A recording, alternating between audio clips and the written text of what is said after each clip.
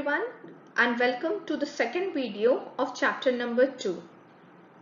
So today in this video we will learn about the second topic of chapter 2. The name of the chapter 2, if you remember, it was collection of data. So under collection of data we are now going to learn the second topic, that is how basic data is collected. So let's begin. Coming to well-known methods of collecting primary data. So first we will learn about the method of collecting primary data, and then we will learn about the various methods of collecting secondary data. So let us understand the thing as an introduction of the methods, that how to collect the primary data. And primary data collection are done by these three methods. The first one is personal interview. Under personal interview, we will learn about direct personal investigation, indirect oral investigation, and information through local sources. Then the next method is information through questionnaire and schedules.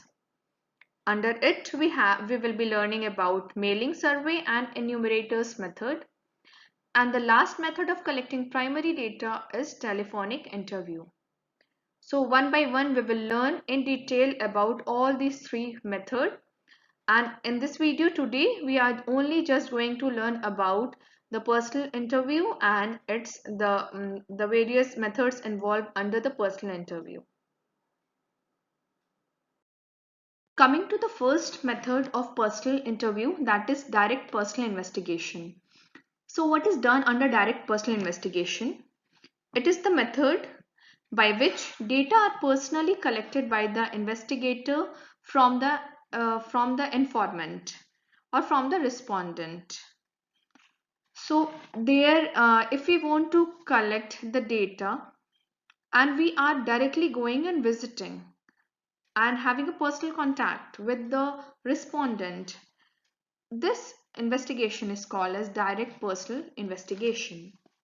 Here we are establishing a direct relationship with the respondent. Also, we must take care of the thing that the investigator should be very much efficient. They should be impartial, like not biased, and not show the partiality, as well as should be tolerant. Why tolerant? Because there will be like variety of person he will be dealing with different nature of the person. They might be ready to give the answer of the question, they might not be ready to give the answer of the question. So the investigator here need to be very much efficient and tolerant. Let me take one example and then we'll move further. If I want to investigate about the economic condition of the worker of an industry, okay, their economic condition, under what condition they are working, what the problem they are facing in the industries, and if I want to have the information from the workers who are working over there in the industry. So under that case, what I will be doing, I will be going and personally visiting each of the worker and having information from them. So this direct personal investigation, it is suitable when the investigating area is not very large, when the investigating area is very small, also when I want the data, that is the information given by them, as very much original. Okay, that originality of data, if I want, I will be switching to this investigation. The information, if I want from them to be kept as secret, or any secret information if I want, I will conduct this direct personal investigation. The investigator will be directly going and having the information personally after meeting them. Under this situation, the data is also considered to be accurate because we are having a direct contact with respondent. There are certain merits and demerits under this method. So let us look into the merit. Sticking with the same example of that of the worker of an industry. So now if I want the economic condition of the workers of an industry and I'll go and collect information from them, then definitely whatever information I will get from them, it will be original. It will have originality. It has reliability because I am going to rely on that data because it is itself collected by the investigator himself. and it has uniformity as it is being collected by the investigator himself from the respondent. So it also helps in comparison. It has accuracy because it is personally collected. Not only I will just go and ask the worker about the questions prepared by me or what I want to ask, I can also ask some of the related information also I can get from them. I can't stick to the questions which I want to ask. I can be like I can be like getting some other information also from them. And elastic being the last merit, it means that the investigator can adjust the question, can change the question or the way of asking. They can change the language that is which is suitable for the worker to understand. They can use those things. So the investigator here needs to be elastic.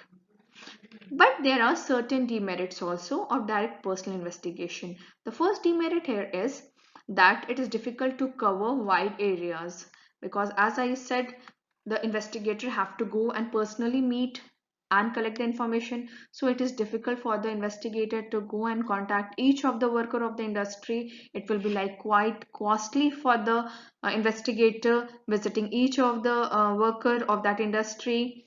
The investigator can also be personal biased, can might be showing partiality. And the last merit is limited coverage. That is, the investigator might not cover the whole area, might not visit the whole workers, and can give the information or complete his investigation. So these are the merits and the demerits of direct personal investigation. Coming to the next method of personal investigation, that is indirect oral investigation. So what is under indirect oral investigation? It is the method by which information is obtained not from the person regarding whom the information is needed. It is collected orally from other person who are expected to possess the necessary information. Now please understand this thing with the help of one example. Suppose there are two best friends, that is X and Y.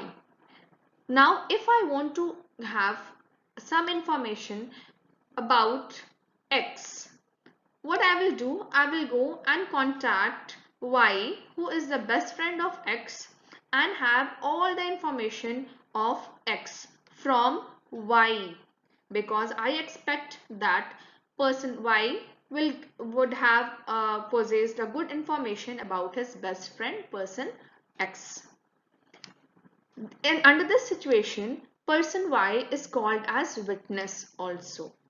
So who is the witness over here? It is person Y, who is giving information about his best friend person X. This method is suitable when the investigation area is relatively large. Then we can conduct this method. Also, if we find difficulty to contact person X, then we are moving to person Y to have the information from him. Another reason under conducting indirect oral investigation, that if person X will be like illiterate or like ignorance, not able to understand what I will be questioning, under that situation I will contact his best friend person Y and have all information about person X. The next suitability condition we can say, that can be when the investigation is quite complex and when it has to be performed only by the expert, that only experts can give information. Then we can have the information from the second person. Coming to merits and demerits of this method now. Merits. The first point is wide coverage. As stated earlier, that this method covers a wide field of investigation. We can cover a wide area. The next is expert opinion. If the investigation is quite difficult, and then we can involve expert, and the experts will be giving the information. Okay, coming to the next merit, that is simple This method is quite simple one as compared to the direct oral investigation, direct personal interview, sorry. And the next one is less expensive. It is quite not much costly. It is less expensive as we are having the information from the second person. And it is free from biasness of the investigator. Here the investigator can't be partial, can't show his partiality, so here it is free from bias. Coming to demerits, less accurate. Indirect oral investigation done in this manner can be less accurate because the information is obtained from person other than the concerned respondent. So it is as it is done the investigation is collected from some other person about himself or herself. Next demerit is doubtful conclusion. It may leads to doubtful conclusion due to might be carelessness of the witness. Witness might can answer any question without any much care and concern. So there is this point of doubtful conclusion is arises. And the last demerit is biased. Who is being biased over here? It is the person who is giving information. About now the example that we took was person that is two best friend X and Y. So person X can be some maybe he can be biased about his best friend and can give any information or any wrong information. Then under this situation the witness is giving biased information. So these comes under the demerits of indirect oral investigation. Now the last method of personal interview, that is information through local sources or correspondence. So what is done under this method? Under this method, the investigator appoint local persons or correspondents at different places. And this local persons or correspondent, they give information to the investigator. Let us take one example and this will make you the thing as easy to understand. Suppose there is information regarding weather is to be collected from each state. So now a news channel will appoint his local person correspondent of his news channel at all the places who will be collecting and giving report of that particular state or region or area to the news channel, and they will be getting the information from their local sources or correspondence. That is a weather report. They are getting daily weather report they can get of all the places that they have appointed them.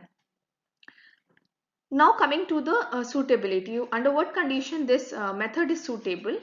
This method is much more suitable when we want the things to be conducted or the information to be regular and continuous. If we want continuous daily information, daily weather report we want of Bihar, we want of Jharkhand, that news channel is displaying and giving the amount of rainfall.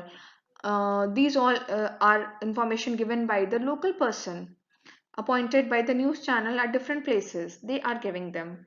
If we want the area of investigation to be very large, because in this under this condition we are covering the whole country, we are appointing our local person at in every state and they are giving us daily weather report of that particular state. And this or the other information, this are sort of information which are collected by the magazines, radio, TV, news channels, they are using this type of method of collecting information. And if they don't want the data or the degree of accuracy is not much. Coming to merits and demerits of this method, please understand the merits now. The first merit is economical. Why economical? Because there are not much time, money and efforts are like required.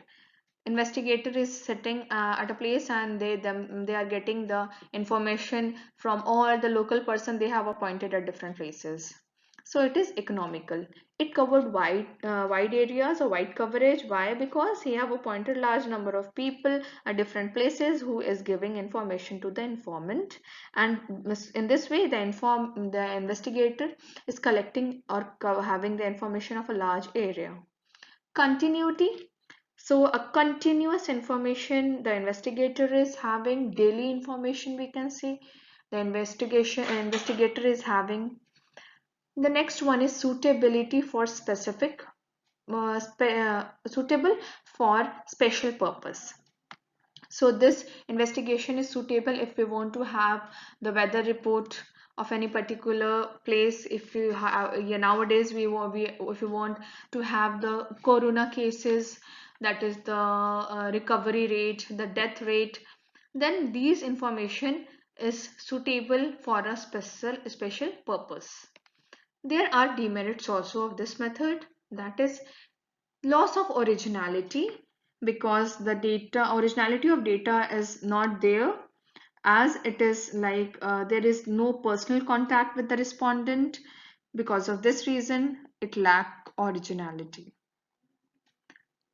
It also lack uniformity, because there is lack of uniformity, and the data is collected by number of correspondents. So there we can't say there is much in uniformity. Personal bias, the local sources or correspondence can be personal bias, so we can't rely on this method. Less accurate, this method is less accurate, as this method are not collected in a very accurate way or proper, that all the correspondence or source persons, they are not using same way or technique of collecting data. They may have using different method and technique of collecting data, as they are not collecting at one particular place. They are a different state appointed by the investigator. They may use different techniques, and then they can collect the data. Then they are collecting the data. Then we also face delay in collection. There is delay in collection of information through this method, and this being one of the demerit of information through local sources or correspondence. I hope you have understood all the methods of under the personal investigation. So with the help of this video, kindly complete your notes. Thank you.